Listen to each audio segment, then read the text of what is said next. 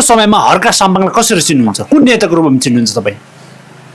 हर्का साम्बाङजी एउटा लोकतान्त्रिक गणतन्त्रको फुलबारीको एउटा फुल हो र उहाँ एक अभियन्ता हो, त्यसरी चिन्छु म। नमस्कार दर्शकबिन, हाम्रो फ्रेममा अहिले हुनुहुन्छ पहिचान पक्षधर दावा शेर्पासँग विशेष संवाद गर्नका लागि गइरहेको छु। नमस्कार सर। नमस्कार। आरामै हुनुहुन्छ? एकदम ठिकठाक छ। तपाईँको? मलाई पनि एकदम सन्चै आरामै छु सर। होइन, पछिल्लो समयका यो जुन प्रधानमन्त्री बालन शाहलाई कुन रूपमा हेर्नुहुन्छ तपाईँले? यो हाइजेकर हो। प्रधानमन्त्री बालन शाह हाइजेकर भन्नुहुन्छ तपाईँ? जेनजेटको आन्दोलनलाई हाइजेक गर्ने हाइजेकर त हो। जेनजेट पछाडि बनेका सरकारको क्रान्तिकारी युवा नेता भनेर चिनिन्छ, तपाईँले हाइजेकर भनेर हुन्छ? उनीहरूको आफैले भनेर हुन्छ त। तपाईँको नागरिकले त हाइजेकरै भन्छ त। नागरिकले अहिले राजसभाका पार्टीभित्रका जति पनि नागरिकहरू हुनुहुन्छ अथवा सर्वसाधारण नागरिक हुनुहुन्छ, त्यहाँभित्रका कार्यकर्ताले त बालन शाह भनेको अबको किङ हो, किङ मेकर हो भन्छन्। उहाँहरूको समर्थकले भन्ने होला, तर वास्तविकतामा नागरिकले त्यो भन्दैन। आम जनताले बालन शाहलाई चाहिँ किङ मेकर भन्दैन, हाइजेकर भन्छ। किन हाइजेकर भन्छ ल भन्नुहोस् त? जेनजेटले सडकमा विरोध गर्न सुरु भइसकेको छ। उहाँहरूले अब प्रत्येक त्यो 182वटा सांसदकै घरहरू पत्ता लगाउने क्रममा जारी छ भन्ने कुराहरू भूमिगत रूपमा सुनिरहेछ। त्यसले गर्दाखेरि यिनीहरूलाई वास्तविक जेनजेटले हाइजेकरै भनिरहेछ। तपाईँहरू पहिचानवादीको चाहिँ टाउको दुखै किन बालन शाहलाई देखेर? त्यसलाई कहाँ टाउको दुखी भन्नु मिल्छ तपाईँको? हामी त आम नागरिक भुइँ मान्छे हो, देखेको बोल्ने हो, निष्पक्ष रूपमा हामीले बोलेको हो। बालन शाहले प्रगति गरेको भनेर तपाईँ टाउको दुखै हुँदै अथवा डाहा भएको क्या हो पहिचानवादी पक्षधरहरू? प्रगति पो के छ र? प्रगति त उहाँ प्रधानमन्त्री हुनुभएको छ। अहिले प्रधानमन्त्री भएपछि उहाँले चाहिँ विभिन्न किसिमको चाहिँ फाइलहरू खोल्ने क्रम जारी रहेको छ।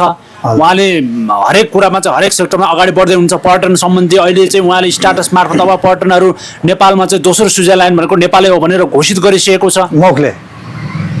उहाँले चाहिँ पोस्ट गरिसक्नु भएको छ नि, फेसबुकमा पोस्ट गरिसक्नु। फेसबुके अब उडन ठेउलेहरूले जे पनि लेख्छ, जे पनि बोल्छ, अब वास्तविकता भएको केही पनि छैन। यो चाहिँ तपाईँ हामीले बुझ्नुपर्ने कुरा विषय। भनेपछि बालन शाहले गरेको कामप्रति तपाईँ असन्तुष्ट हुनुहुन्छ?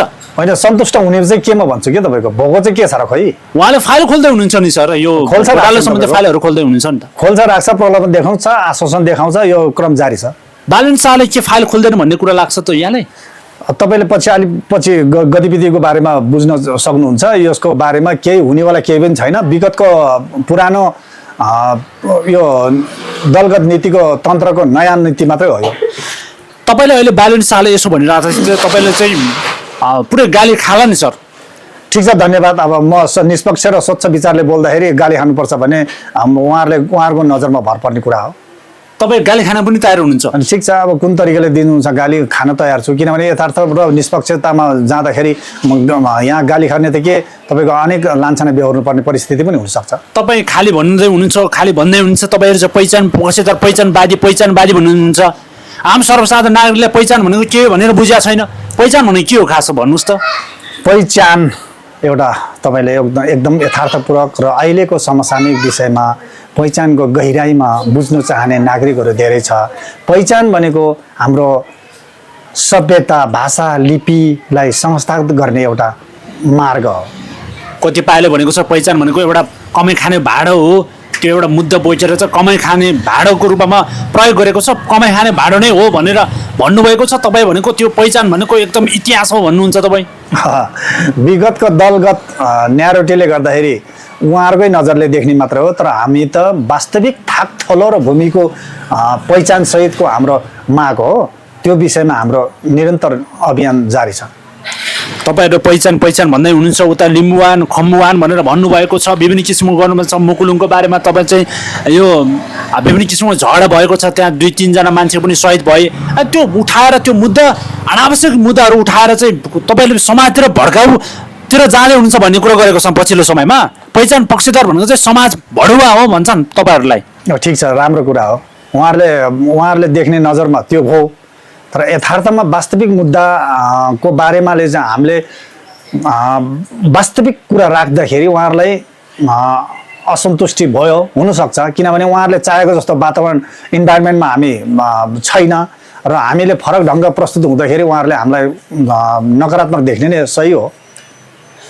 पछिल्लो समयमा जसरी पहिचानहरू पनि अहिले टुक्रा टुक्रा भएको छ, पहिचान पक्षधर भन्ने व्यक्तिहरू पनि टुक्रा टुक्रा भएको छ, तपाईँहरूभित्र पनि छुट्टै निष्पक्ष अथवा चाहिँ स्वतन्त्र नै नभएको अथवा चाहिँ छुट्टै शक्ति छ अथवा चाहिँ निस्वार्थ भन्ने भावना नै छैन रहेछ भन्ने कुरा गरेको छ। व्यक्तिगत स्वार्थ भएको कारण त टुक्रा टुक्रामा चाहिँ विभाजित भयो भन्ने कुरा आएको छ नि त, आरोप छ त्यो। टुक्रा पो के भएको छ र अहिले त आफ्नो अब यहाँ विभिन्न बहुभाषिक बहुसांस्कृतिक र बहु पहिचान भएको कारणले गुटबन्दी गर्यो भन्छन् तपाईँहरूलाई। यसरी नभनौँ, तपाईँको आफ्नो क्षेत्रबाट आफ्नो तरिकाले खोजी नीति जारी राखेको छ, त्यसलाई चाहिँ टुक्रा टुक्रा भन्नु मिल्दैन। किनभने अब टुक्रा होइन, अब एकजुट हुने क्रम जारी छ, यसले छिट्टै नै परिणाम आउँछ भन्ने हामीले आशा राखेको छु। अब यहाँ अब किताकाट गरेर जान सक्ने पनि हुनसक्छ, त्यसले गर्दाखेरि संयमित तरिकाले हामीले बुझौँ। पछिल्लो समयमा हर्का साम्बाङलाई कसरी चिन्नुहुन्छ, कुन नेताको रूपमा चिन्नुहुन्छ तपाईँ? हर्का साम्बाङजी एउटा लोकतान्त्रिक गणतन्त्रको फुलबारीको एउटा फुल हो र उहाँ एक अभियन्ता हो, त्यसरी चिन्छु म। उहाँले पछिल्लो समयमा गरेका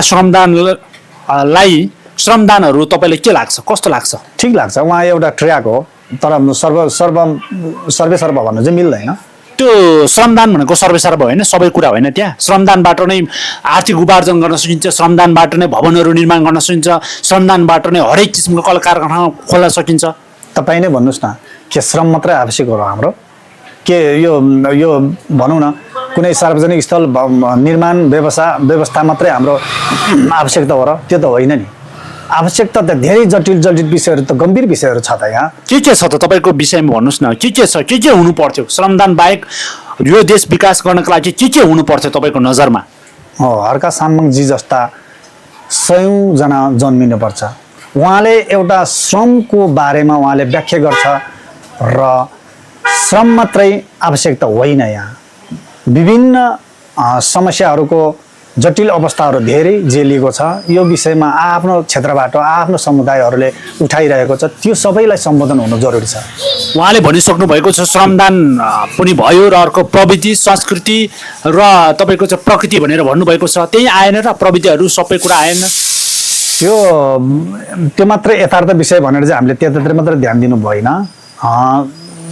यहाँ तपाईँको विभिन्न झोला बोकेर हिँड्ने राजनीतिक दर्शनहरू लिएर हिँडेको अभियन्ताहरू छ, सबैलाई समेटेर जान सक्यो भने सायद हामी समग्रमा तीव्र विकासको अन्तिम चरणमा पुग्न सकिन्छ भन्ने हाम्रो ध्येय हो। अनन्तमा हामी अनन्तको कार्यक्रम आइसकेको छ। आम नेपाली जनतालाई के भन्न सक्नुहुन्छ, के भन्न चाहनुहुन्छ र तपाईँले उठाएको मुद्दा पहिचान पक्षधर भनेर भन्नुभएको छ र विशेष गरिकन तपाईँले उठाएको मुद्दामा चाहिँ 10+1 भन्नुभएको छ। यो 10+1 समग्रमा के हो खास?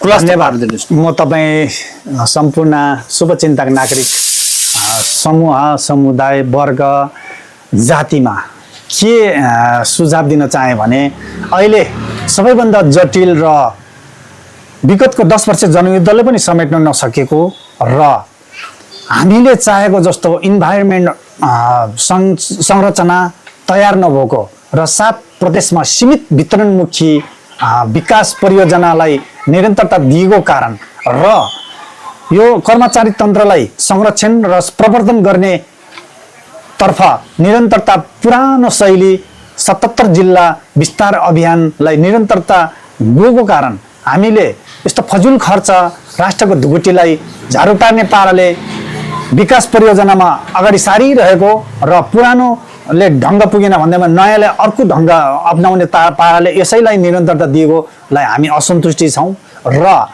सम्पूर्ण नागरिक समुदायलाई यो भन्न चाहन्छु कि अहिलेको 7 प्रदेश संयन्त्र तराईमुखी र भारत छिमेकी देश भारतमुखी भएको कारणले हाम्रो पहाड मरुभूमि भएको छ। यसलाई नयाँ आयाम दिनको निमित्त तपाईहरू 7 प्रदेशलाई 3 प्रदेश थपेर 10+1 प्रदेश स्थापना गर्यो भने पहाडमा समृद्ध हुने विषय एकदम गम्भीर छ। यो विषयलाई अलिकति साथ समर्थन दिएर राष्ट्रिय शुभचिन्तकको रूपमा उपस्थित भइदिनु भन्न चाहे। हस् नमस्कार यहाँलाई धन्यवाद यहाँलाई पनि लगायत सम्पूर्ण नागरिक पक्षमा धन्यवाद